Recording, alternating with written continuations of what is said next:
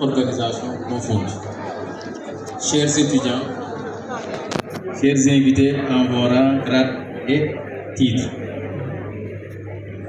c'est pour moi un réel plaisir d'être ici parmi vous au nom de Monsieur le ministre de l'Agriculture, de la Souveraineté alimentaire et de l'élevage empêché pour participer à la célébration, j'allais même dire présider cette cérémonie qui lance la célébration de l'édition 2024 de la Journée mondiale de l'abeille.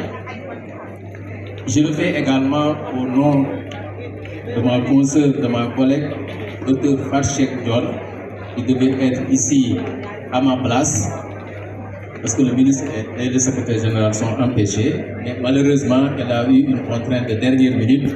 Elle m'a demandé de venir, en tout cas, faire cette activité ensemble.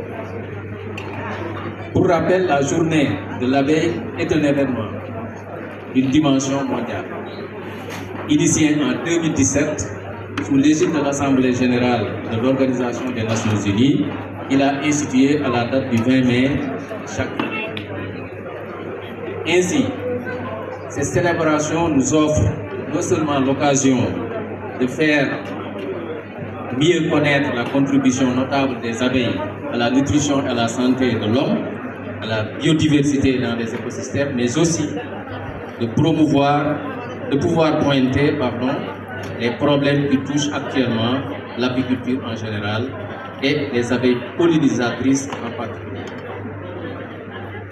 Pour notre pays, l'organisation de la Journée mondiale de l'abeille est à sa deuxième édition, officiellement par an. La célébration de cette journée se justifie eu égard à l'importance des populations d'abeilles qui, en plus d'être des pollinisateurs, produisent du miel et des produits variés comme la cire d'abeille, la propolis, la gelée royale, le pollen et le venin, qui nous permettent ainsi de produire des médicaments et de préserver la beauté et la santé de notre planète.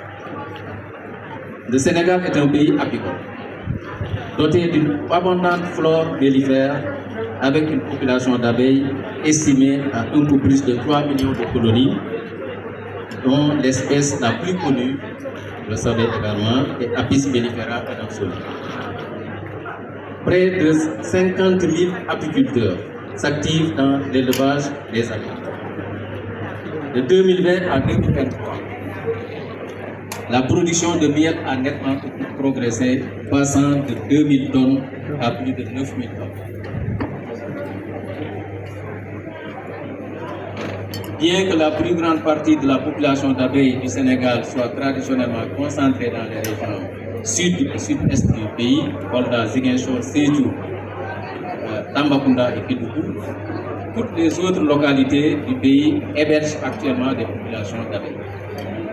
Chers apiculteurs du Sénégal, vous élevez des créatures laborieuses, de petits héros de l'alimentation, généralement méconnus du grand public, mais dont le rôle salutaire pour le devenir de l'humanité.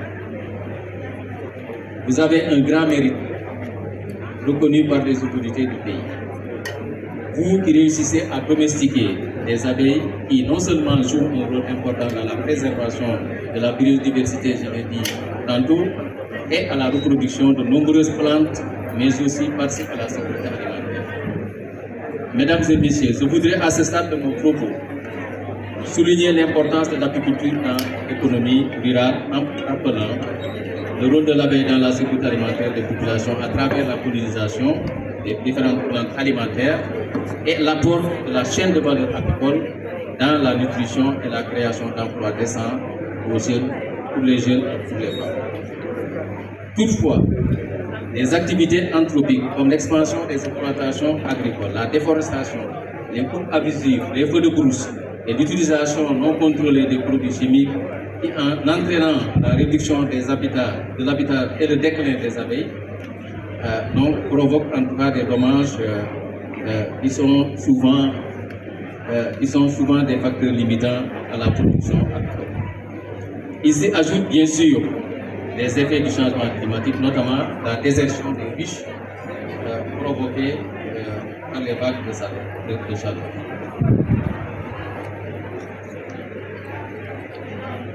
Pour pallier ce phénomène, pérenniser les activités apicoles et protéger les abeilles, les jeunes ont été mis à contribution dans le développement de l'apiculture de façon générale.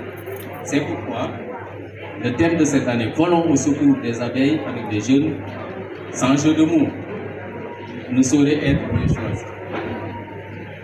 C'est dans ce cadre que le gouvernement du Sénégal a introduit l'enseignement de l'apiculture dans les universités et a aussi promu la formation des jeunes d'horizons divers dans les métiers apicoles. Je pense que la présence massive des jeunes ici à cette journée montre vraiment, en tout cas, sans commune mesure, en tout cas, le pas de géant qu'on a fait dans la formation des jeunes au métier apicole.